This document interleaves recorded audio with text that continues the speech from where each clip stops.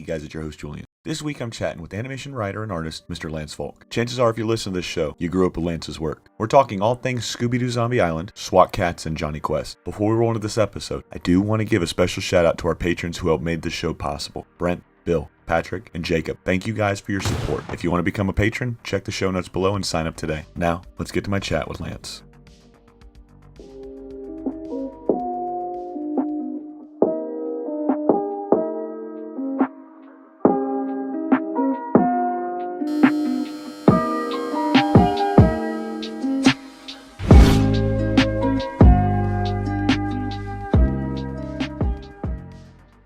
Ladies and gentlemen, welcome to What's in My Head podcast. I'm your host Julian. Today I'm joined by Lance. Lance, man, welcome to the show. Hi, thank you. Good to be here. Oh man, I'm glad to have you, man. Much like, first off, shout out to Robert Alvarez. He's the one that set this one up. He told me I should for sure check you out and hit you up and see if you wanted to come on the show. And when I asked him, I was like, is it that Lance that's worked on, like I said, almost everything I've ever seen as a kid? And it was that Lance. You know, ladies and gentlemen, we might talk about a couple things here. You know, Zombie Island, you've seen Lance's name pop up quite a bit. You talk a lot about that one, which is one of my favorite things. But something you had said in a podcast a few years ago that I found interesting, and I wanted to see if we could draw any correlation to it. You had said, back when Zombie Island was coming out, that, Scooby wasn't really, and I'm paraphrasing at this point, but Scooby wasn't really hitting, or there wasn't any really mainstream Scooby stuff before Zombie Island. Pup named Scooby Doo had stopped a couple years ago, or a couple years prior. And it wasn't until, I don't know if you know him, but Van Partible, the guy that created Johnny Bravo, he did Johnny Meets Scooby. And he had the same story. He said the same thing. They weren't really doing anything with Scooby. They were kind of letting them, mothball in a sense. Now, I thought about this question earlier, and I would love to ask you, see what your insight was. With that being said, Johnny Bravo comes out a year prior to Zombie Island. Do you know if there was any stir-up, before that? Like, hey, we wanted to bring Scooby back to the mainstream. We wanted to make him a focal point with Hanna-Barbera and Cartoon Network? Well, I don't know because I'm not really in that chain of command, but it seems to me that like the track that got us making those movies is pretty separate from Van. Like Van, loves the show, and he had a little power on his show to throw in some HB guest stars, and he just did. But I don't think one really correlates to the other. I've mentioned this before. We were doing these movies because they did a series of interviews or polls or whatever in like supermarkets and shopping malls and things, and they were kind of asking everybody and which characters they were more familiar with or who they liked, and just trying to do some market research. And Scooby always scored like really, really high in those things, and so they felt like, well, we got to do a Scooby thing. And simultaneously with that, Warner Brothers was very successful, and Disney, with direct-to-video feature-length movies. So they put the two and two together and said, well, if we put out Scooby, they'll probably buy it because they've heard of it. We're going to do a direct-to-video movie. But they actually had no idea. They were blown away by how well Zombie Island did. And it just could have been a one-off, but instead it became an ongoing thing, and to this day, just different people work on it. So there you go. With this one, and I heard you had mentioned, after Zombie Island, there was a huge shakeup. They kind of tried to put, everybody wants to get their thumbprint on when something hits. When something's a flop, nobody wants any part to do with it. But when it's a hit, everybody wants to say, I had them do this, I wrote this, you know what I mean? And it's for a good reason. You always want to be attached to something good. Now, when that shakeup happens, what is that process going from this blockbuster of a movie? Like I said, I grew up with this one. I love this one. This is hands down my favorite of the direct to video Scooby Doo movies. But what is that whole process like? I mean, they just come in and say, hey, this is the direction we're going. Well, you're paraphrasing a famous quote, which is a success has 1,000 parents and failure is an orphan. And luckily we had or unluckily we had 1,000 parents. They completely left us alone for the first movie, and that was making a lot of money. An executive at the studio decided to become more hands-on and involved and put real writers, like live action writers, on our project. Now, I think Zombie Island's brilliantly written. Yes. There's no need for anyone to muck with something that works, but certain executives don't have that wisdom or critical thinking ability, whatever you want to call it. And so they said, here's a script. And the script wasn't bad, but it did have problems, and it had to be worked over pretty thoroughly. Mainly, it didn't have an ending. It was only sort of 2/3 of the story. And it ended script-wise with the unmasking. And we took it to this whole new level where the real witch's ghost shows up. And I think that's what makes the movie, it makes it a lot more interesting. So they left us alone. And then the third movie was the one I co-wrote with Dave Astoy. He co-writes all these. And that was Alien Invaders, and they left us alone. Had a ball doing it. I had a lot of fun. The only real difference was there were no breaks whatsoever on Zombie Island. And by the time we got to the second one, the third one, they were like, you can back off on the super scary stuff because little kids are watching this. And I do not disagree with that at all. I freaking love Zombie Island, but I'm a grown-up, but I'm not a little kid, and that is a pretty intense movie. That's why most adults prefer it to all the other ones, because it was the only unfettered horror fest Scooby movie. So we did Alien Invaders, and then thought things are going well, and they dumped the literally the worst script I'd ever read on our desk, insisted that we make it. And it was so problematic that we barely got through it. And then we thought, okay, it's our turn again. And they went, no, it isn't. And they dumped another script by the same writer on us that was possibly even worse. And that was that. That broke up the band. And we all scattered after that. So I'm not sure if that answered your question, what it was like. It was great when they let us alone, and a nightmare when they didn't, so. Now, when you guys have creative and artistic freedom, when they leave you alone, like you were saying, what's that process getting, a script or getting, scenes boarded or things animated? Are you guys going to anybody in particular? Are they literally saying, just make something good? How does that whole process work? No, there's always a degree of pitching something. You always have to, they don't just say, show up in 9 months with a finished film. You have to kind of get them to sign off on various stages, sign off on the idea, sign off on the basic designs, then sign off on the script, and then possibly even sign off on the board. But like I said, the ones where they left us alone, it was pretty smooth. If we got notes, they were incredibly minimal. And sometimes sometimes notes are helpful. Sometimes notes are good. I'm not, like John Kay is very militant, about executives. I've gotten some great notes that I was happy to enact in a show.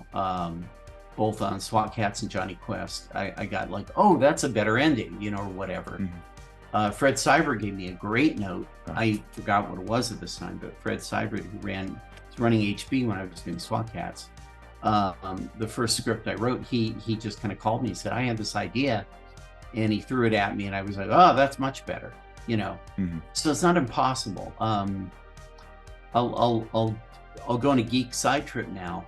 Is original classic Star Trek had a lot of network people kind of with their fingers in the pie on that one, but they seem to kind of steer the show towards a certain format, a certain template, a certain level of action, adventure, a certain mitigation of silly things, and a real emphasis on what the A plot was.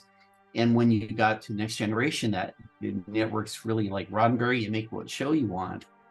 They make a show that I don't find particularly compelling, from an adventure standpoint. It's all like, this story is about Worf being a single dad, and this story is about Troy losing her powers, and this story is about, whatever, and Picard fighting with his brother in a vineyard, whatever, and there's an action plot in there, but it's really shoved down, and what I consider would be a B or even a C plot is elevated to take up most of the screen time, and that's without network interference, that stuff.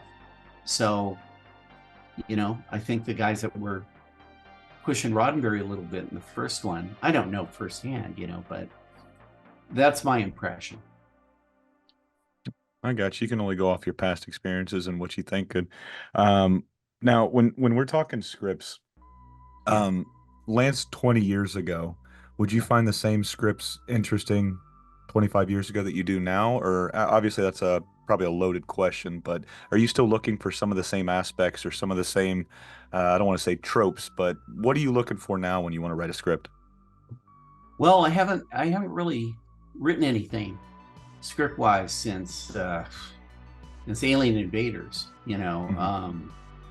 so I've done a few little things here and there. I've done a few of my own just vanity things. As far as evolving tastes, which I believe your question is, I don't know. I mean, in intervening couple of decades, I've been exposed to a lot more things that really kind of made me think a little bit about, well, if I ever got back into this, I certainly have a thought about that. A friend of mine described it as if you write a script and you describe a character's emotion, and that there are a lot of variables. You say, so-and-so's angry. And I'm like, yeah, but is he angry like Walter White, or is he angry like Spock, kind of thing. And so the word angry doesn't do it,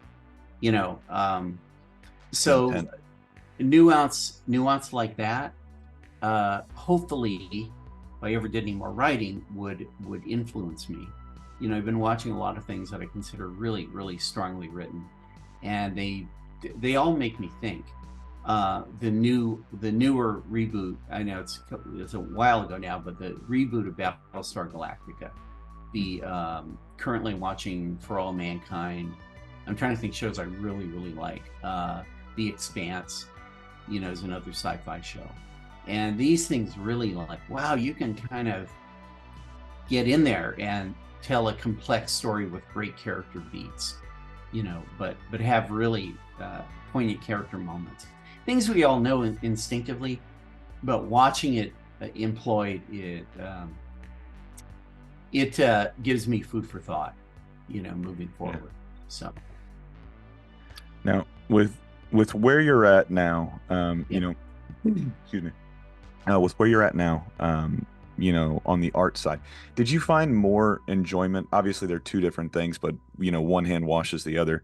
Would you have more enjoyment writing than boarding or modeling or designing? Like, what would you find is your lane that you like to stick to the most? Well,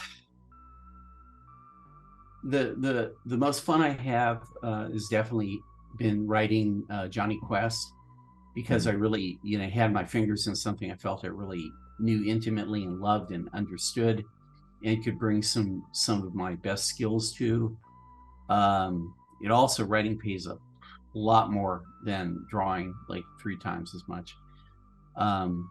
That's insane. But I like drawing, I enjoy it. It's a way to make a living. It doesn't feel like work to me. I've never gotten up and said, oh God, I've got to draw ray guns for Rick and Morty, or a jigsaw puzzle for Curious George or anything. I always enjoy that. But I'm not precious with it. I'm not emotionally invested in those things. Whatever notes they give me, I just, you bet, and I'll do them. I don't get like that. But when I write something and I get notes, well, we'll see. Right? Well, because I really feel it. It really comes from me. And that's, I guess, a little more important to my creative impulses. But I like drawing, and it's fine. I mean, the only downside I've ever had in doing like model work is if I'm working, and this hasn't happened in years. But if I'm working for somebody that can't make their mind up, where you do something and they give you notes and then you enact those notes and then they go, all right, now that I see it, let's do this other thing. Like, and I'll draw it a third time. And then, I'm thinking, and eventually it ends up like my first drawing, Mhm. and that's that. And I point that out as that's the only thing that I don't like, about doing models. And it hasn't happened in a really, really long time. I work with really, really good people that the last whole bunch of shows I've been on that give me a great note and I get it and always makes me look better. And so, it depends. Like, but I'm not precious with it at all. If they want to change it, yeah, sure. Hey there, I'm Isaiah, and welcome to my channel, 47 Cartoon Guy, a channel dedicated to all things animation and nostalgia. I do retrospectives, short comedic videos, and remember videos. If I can get away with it, that is. I have many videos dedicated to some of my favorite animation properties, such as nostalgic lookbacks on Cartoon Network's golden age, and also videos focusing on Scooby Doo, one of my favorite cartoons of all time. My most recent series, The Fantastic Legacy of Hanna-Barbera, dives into the history of the legendary animation studio and its founders.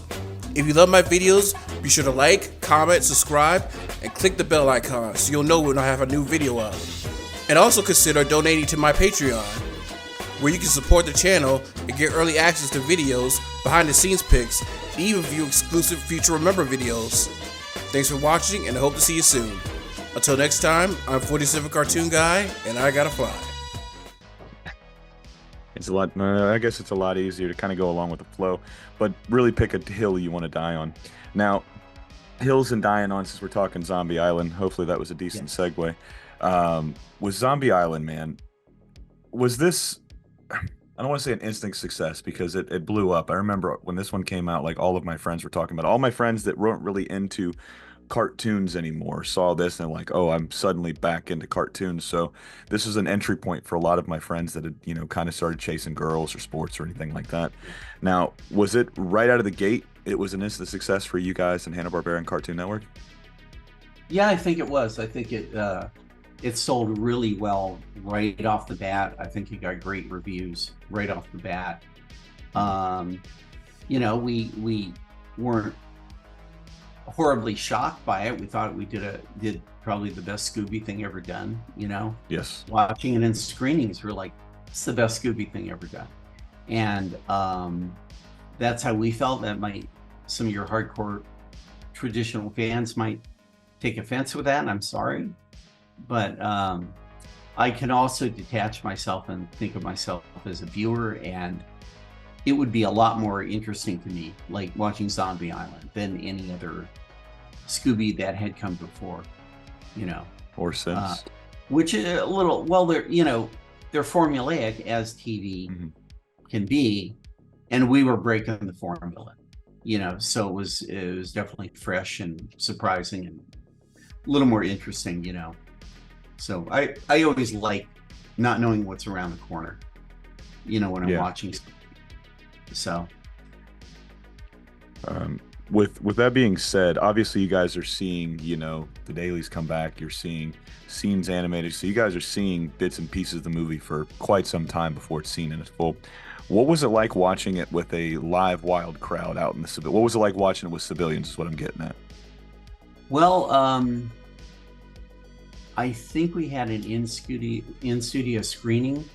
I almost said in-studio screening for it, and it went over really well. And I thought, I was just looking around like, yeah, this is playing, really well, because you never really know. You hope, but everyone tries their best on everything, and I felt it pretty much stuck the landing and did what we wanted it to do, and everyone seemed to feel the same, so.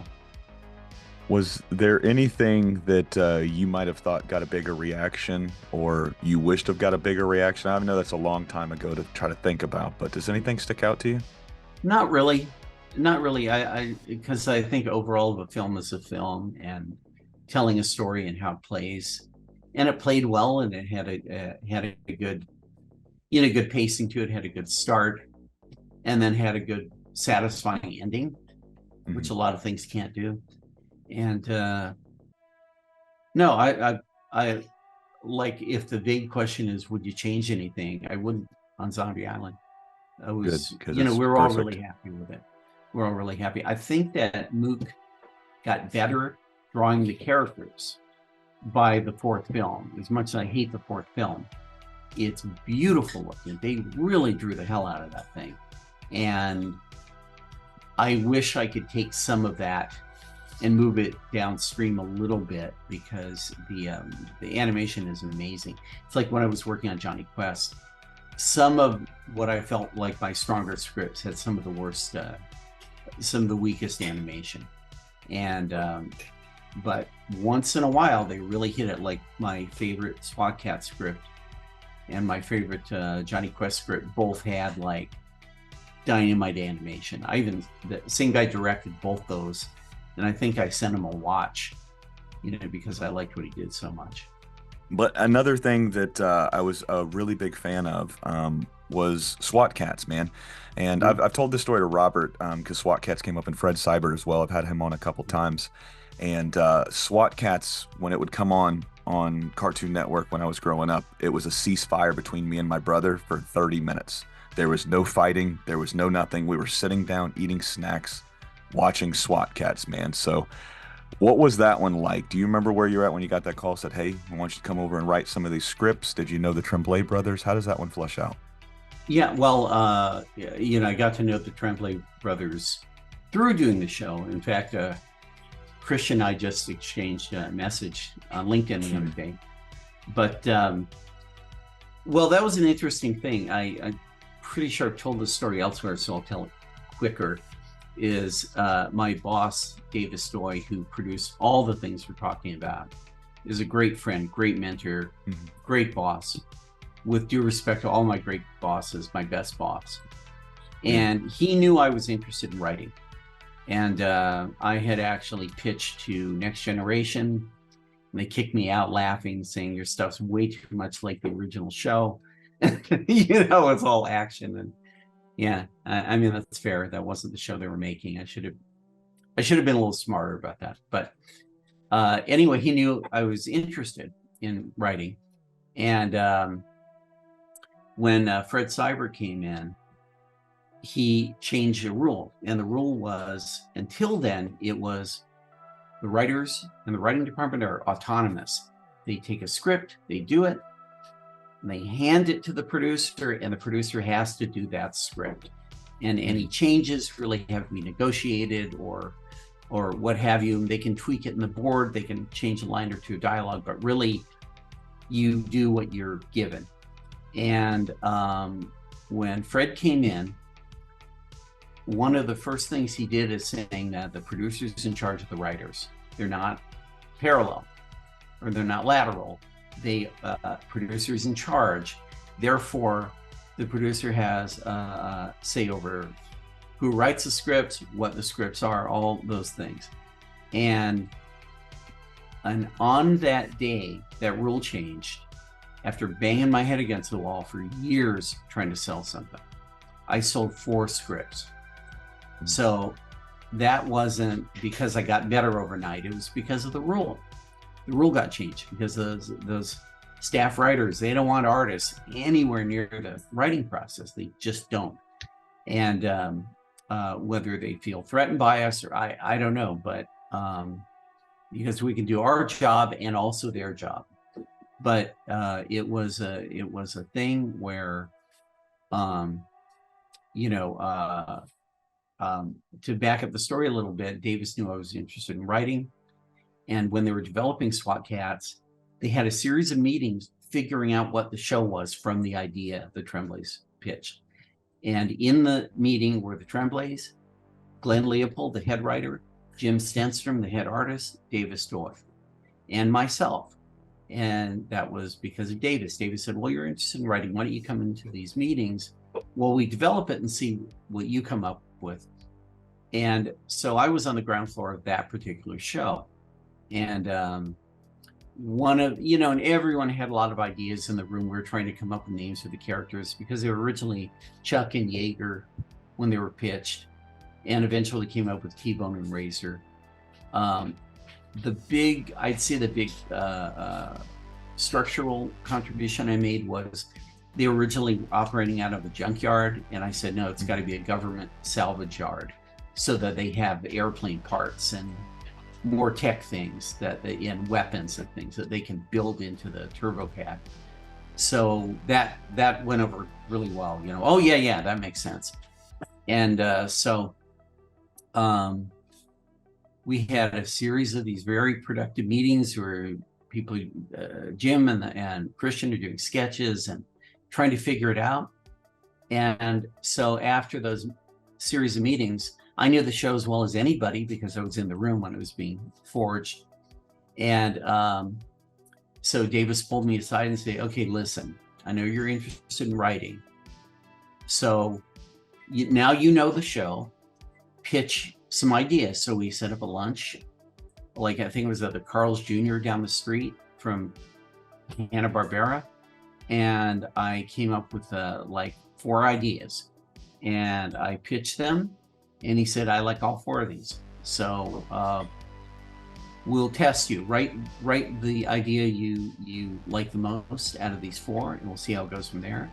And I wrote Destructive Nature, and he signed off on the other 3 right away. So that's how that went. And it was a tremendous boon to my life, let alone career. I bought my first car, like my first new car, from those scripts. I bought it so I know it was 1993 because I bought it in 1993 Miata. It's the first year they came out, and I still have Miatas. I'm like very consistent, I guess. I'm on my like 4th or 5th Miata, and little getting to write, and then I kind of, after that show, kind of bounced over to Warner Brothers, and they're like, no, you're a prop guy, you're going to draw props. But I have videotapes of produced shows. Yeah, that's nice. And then I was on Animaniacs doing props, and then Davis called me and he said, those guys that were doing Jonny Quest and kind of ruining it? And I went, yeah. I said, well, they finally got fired, and they asked me if I'd run it, and I said yes, but only if I can get Jim and Glenn and Lance on board, and they're scattered to the 4 winds, and if you're willing to get my team back, then I'll do Jonny Quest. And so I was hired as a staff writer as opposed to a designer.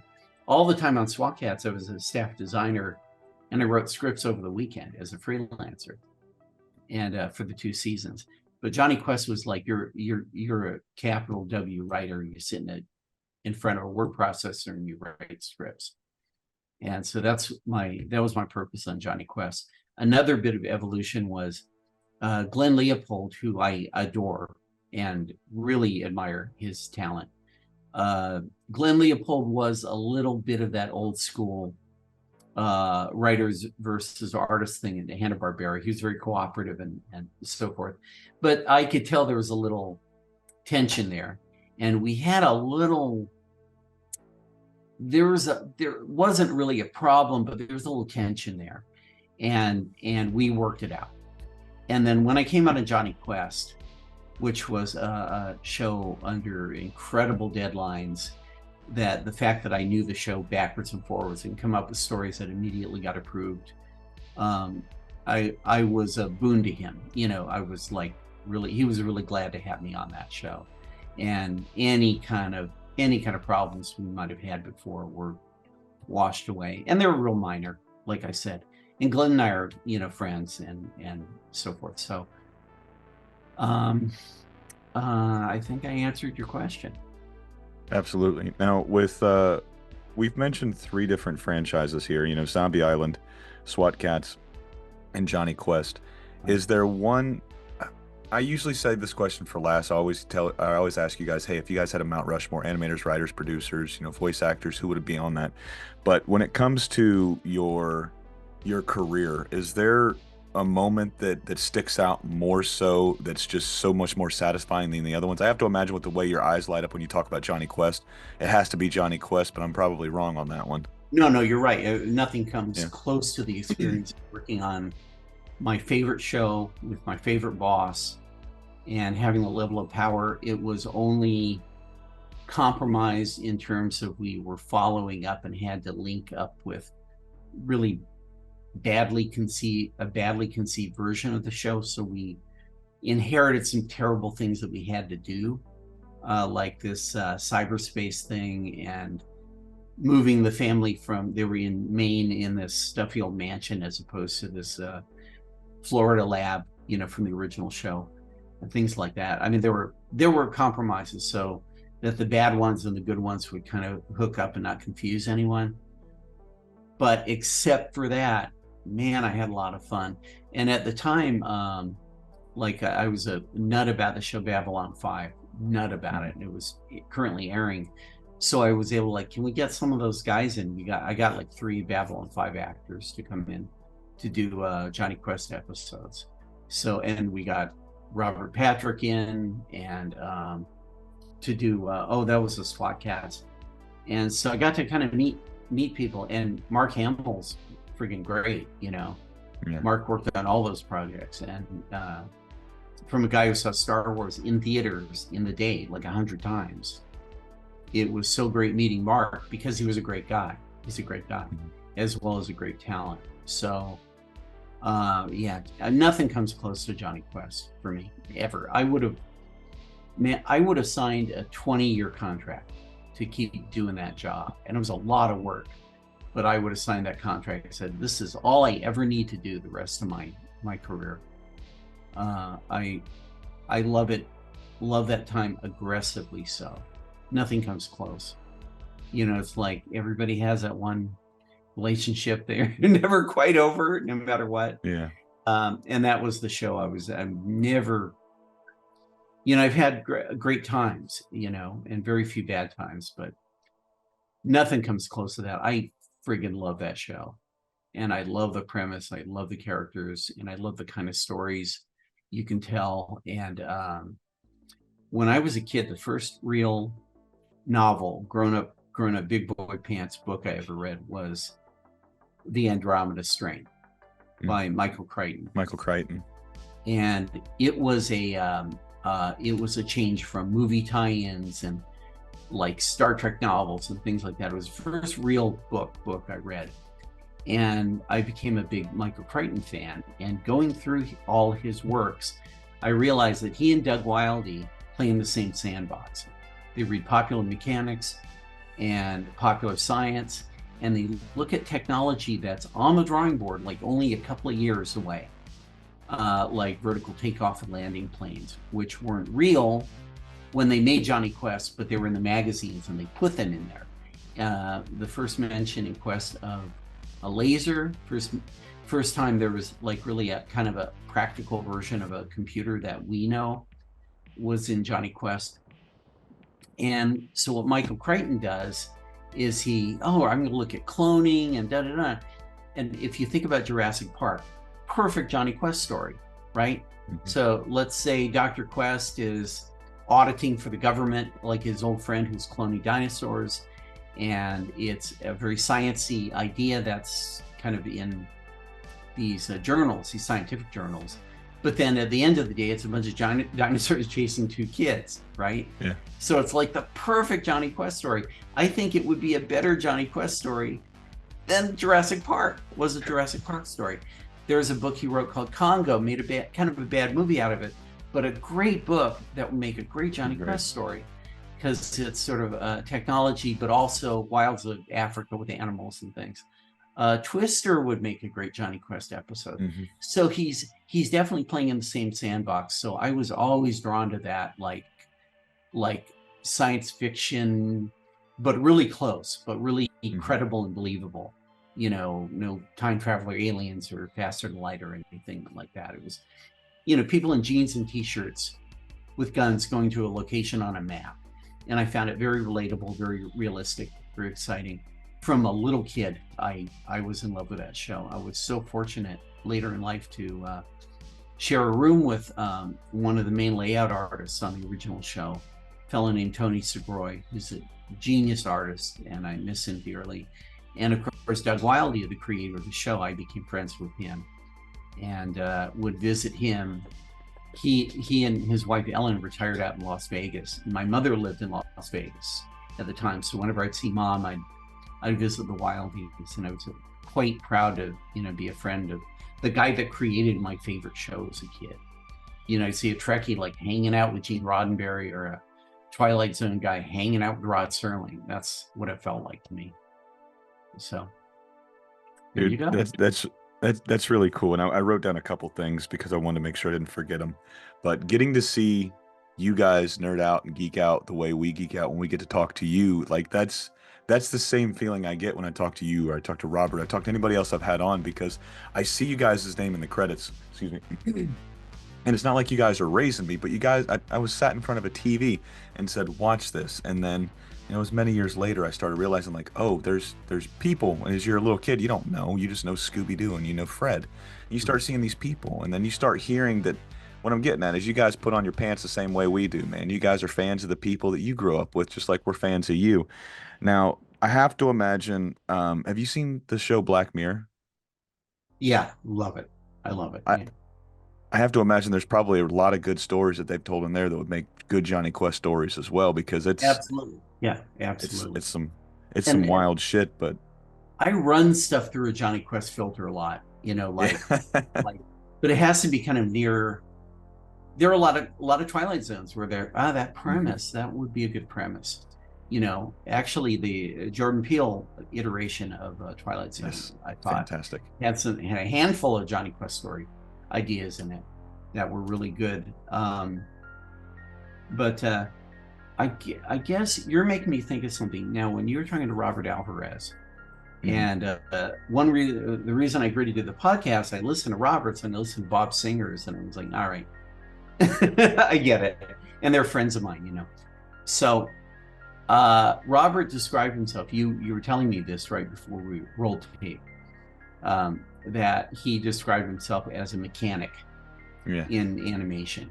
And that isn't modest. That's just it takes a village, and we all have specialties. And Bill Plimpton's like the only guy I know who's a one-man band who can do a whole cartoon by himself. And so it calls for a lot of specialization. And when somebody says, oh, you're an animator, I said, well, no, an animator, if you think about building a car, animator is the guy that made the steering wheel and put it on, but they're people that make the transmission and the engine and but animators become this kind of layman's short term. That they kind of don't get what we do. So what I do is I'm a designer. I'm not very good at drawing characters. And there are a lot of elements, like there are storyboard people who specialize in, and they can be even rough, loose, scribbly drawings, but they're able to kind of explain the script in a visual way, like a kind of a comic strip. So then there are designers, and think of designers as a three-legged stool. As so one leg of the stool are the character people. And the character people do obviously design all the new characters. So if you see the Flintstones, everyone knows what they look like, but they go into a restaurant, there's a maitre d'. That's a new character, people sitting in the restaurant. Fred gets a bowl of soup dumped on his head. You have to do that as a drawing, as a model. Or Fred gets in a tuxedo, or a woman's in a dress, or puts her hair down. Those are things characters do, but also all those little animals in the Flintstones, like the bird as a record player, or the woolly mammoth as a vacuum cleaner, character stuff. If it has a pulse, character guys do it. And then part two of that, the leg two of the three-legged stool, is your background design, because you're always going to new places. So you have to imagine them in the style of the show. And the bowling alley, the restaurant, if we're talking about Flintstones, Jonny Quest, tremendous amount of work in that area because it was a travel show. And then last but not least is guys like me. So I do props and vehicles and effects and anything that animates that's not a character. And so that could be, if somebody's working on Batman, they figure out the Batmobile, they figure out all his weapons, they figure out the effects of the guns going off, they figure out the guns, they figure out these things. And, if the sky is animating, like the clouds are coming in, the prop guy does that stuff. And that's mainly what I do. When I don't get to write, I do props. I started really doing props in earnest on Animaniacs, which I call a resume topper, the original Animaniacs. Mm-hmm. I was doing it on staff on Swat Katz, although we had some really, really great prop guys on that show. Eric Clark, Scott Hill, and Eugene Matos were genius guys on that show. But Rick and Morty, my current show, when I was watching it as a fan, before I worked on it, I was sort of blown away by the amount of designs every single episode of that show has. Like, that is a dense show. They go to a lot of planets with tons of aliens and spaceship armadas and and effects and crowd scenes and montages where you go location. And I was just watching it thinking, like, knowing what I know about production, like, holy crap, there isn't a single easy episode of this show.